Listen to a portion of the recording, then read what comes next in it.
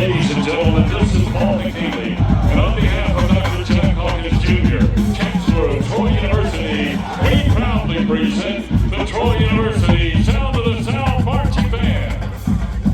Under the field command of drum majors Cam Turner and Olivia Perrault, and directors Mark Walker and Jerry Ann Larson.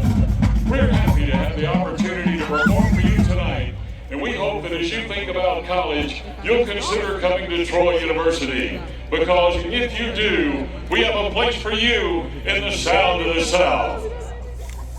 So sit back and relax.